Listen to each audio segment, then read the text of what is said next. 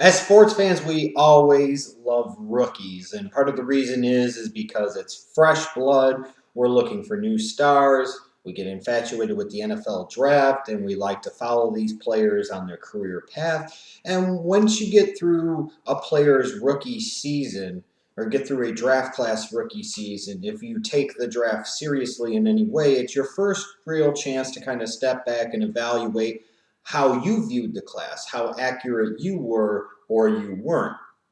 And what I think we could safely say is that when it comes to the offensive rookies in 2014, we knew ahead of time that wide receiver class, those rookies were going to be something, that they were going to be special. And this was a special class of rookie wide receivers. As I've stated before, I think the greatest rookie class of wide receivers the NFL has ever seen, and frankly, will go down as the greatest wide receiver class in any draft in NFL history.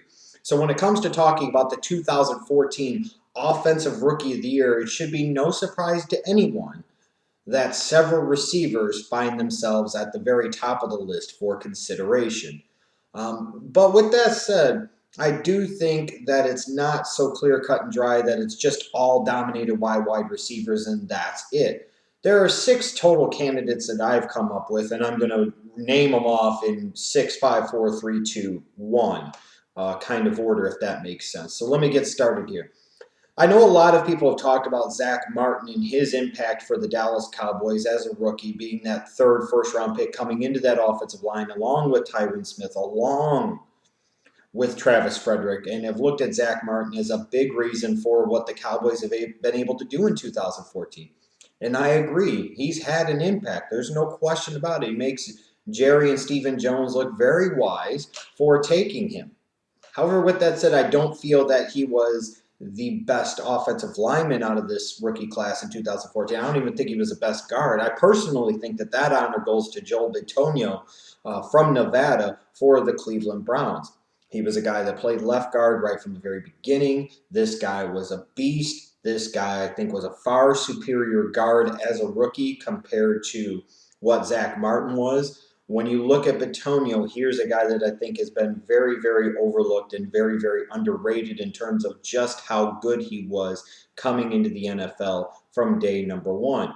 So me personally, my opinion, I thought Bitonio was better than Martin as a rookie overall with the body of work throughout the whole season, and that's why I'm going to put him here at number 6 on the list. Number 5 on my list was the first wide receiver taken in the 2014 draft, and that's Sammy Watkins out of Clemson, taken by the Buffalo Bills. And Sammy Watkins definitely flashed some star potential in 2014. 65 catches, 982 receiving yards, and 6 touchdowns. You know, this was a guy that at moments looked like that guy that so many envisioned coming out of Clemson. And when you look at Sammy Watkins, you could say he had a good rookie season, showed himself to be a player worthy of a top 5 or maybe top 10 pick at the very least.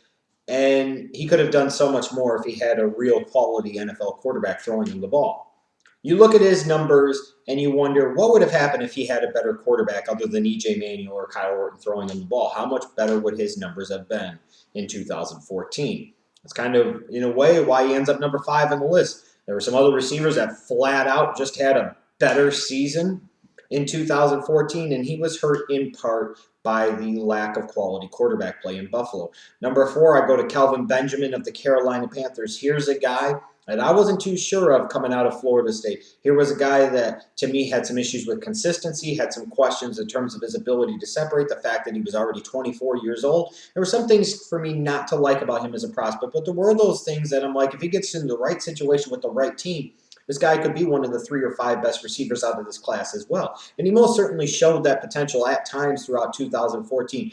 Benjamin was another really good first-round pick by an organization that has a history of really good first-round picks throughout their existence in the Carolina Panthers. Kelvin Benjamin, a late first-round pick, 73 catches, 1,008 yards, and 9 touchdowns.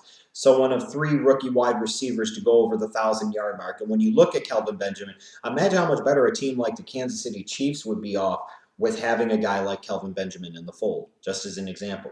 And he was that unquestioned number 1 option on the outside for Cam Newton in that Carolina Panthers passing game. Yeah, you had Greg Olsen at tight end, but there was a lack of running game there all year. An offensive line that struggled to protect Cam a good portion of the season. A Cam Newton that really didn't start to find his rhythm, frankly, until later on in the year. And it wasn't like the Carolina Panthers, again, were loaded with weapons on the outside. That's what makes, to me, what Kelvin Benjamin did so outstanding. What's the real shame about it is that he had so many issues to me in terms of consistency and with dropsies that his numbers could have been so much better than what they ultimately were. But it was still a really, really good rookie campaign for Kelvin Benjamin.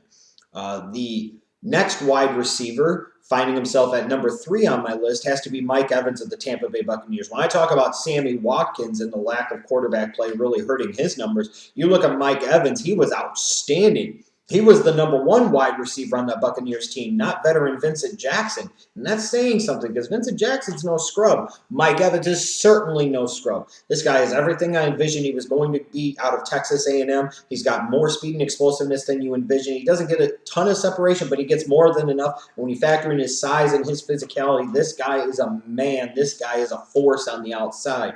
And even with the crappy quarterback play that surrounded him and plagued him in 2014 with Josh McCown and Mike Glennon both, he still found a way to have 68 catches for 1,051 yards and 12 touchdowns. He was among the league leaders in touchdowns and tied for the lead among rookies in receiving touchdowns. Mike Evans was a beast in 2014. Mike Evans, again, is everything that I envisioned him being. He was a top 10 quality talent, and he proved it in 2014. Number 2 on my list isn't a wide receiver. It's a running back, and a running back that I think should get a lot more consideration than he does for Rookie of the Year, and that's Jeremy Hill of the Cincinnati Bengals. Here's a guy that, as a rookie, split time early in the year with Gio Bernard and actually split time the majority of the year with Gio Bernard and really didn't become a starter until Bernard got hurt halfway through the year.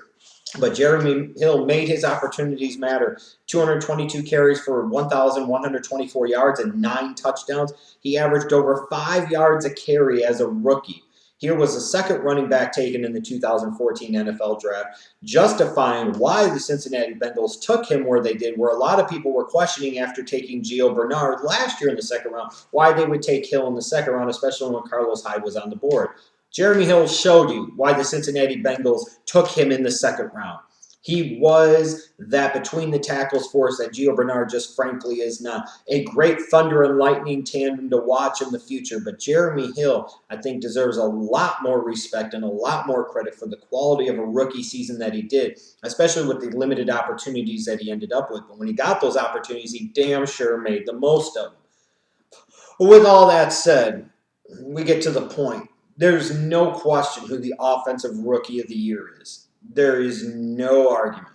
I mean, wide receivers like Watkins and Kelvin Benjamin and Mike Evans had quality rookie seasons. Frankly, they just had quality seasons for wide receivers, period.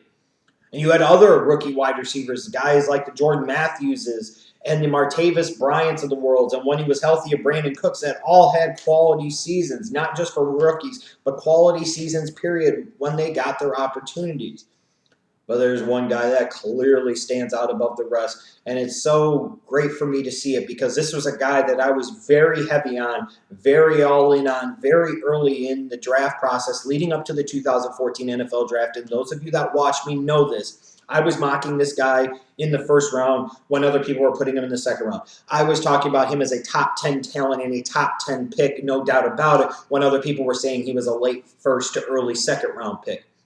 When I look at Odell Beckham Jr. of the New York Giants out of LSU, I see so much of what I envisioned he was going to be. And in fact, he even surprised me because his biggest knock I had on him coming out of college was the inconsistency and questionableness of his hands. Well, as we found out in 2014, there's nothing wrong with Odell Beckham Jr.'s hands. This dude is a fucking monster. The last rookie wide receiver I saw come in and just wreck shit up in the league like this was Randy Moss. And I throw around that comparison like it's a freaking weighted manhole cover. I'm not going to throw that comparison around every day. Odell Beckham Jr. wrecked shit just like Randy Moss did. And I'm deadly fucking serious. In 12 games, he had 91 catches for 1,305 yards and 12 touchdowns. Spectacular catch after spectacular catch. explosive, big-time athlete that made huge plays, it seemed like, every game that he played it. And when you look at Odell Beckham Jr.'s numbers, again, in only 12 games, which is what makes this so outstanding, he tied for 9th in the league in total receptions. He was 10th in the league in receiving yards. He tied for 4th in the league in receiving touchdowns with 12. He was the leader in the NFL in yards per game out of receivers that would qualify. Odell Beckham Jr. was a monster. He was a force. He showed himself to me to be the best rookie wide receiver since Randy Moss. And again, I don't throw out that comparison lightly. Odell Beckham Jr. literally fucked shit up in the NFL in 2014. This was a great draft class. This was a great rookie class. And you even had quarterbacks like Derek Carr and Teddy Bridgewater that didn't even make my list that I thought had solid rookie campaigns. But solid wasn't good enough to get on this list. That's how good this 2014 draft class was. And how fitting is it that your 2014 Offensive Rookie of the Year, beyond question, might not have been the one you envisioned heading into the season, but beyond question was going to be a wide receiver. Odell Beckham Jr., hands down, the 2014 NFL Offensive Rookie of the Year. You'll be hard-pressed to tell me otherwise.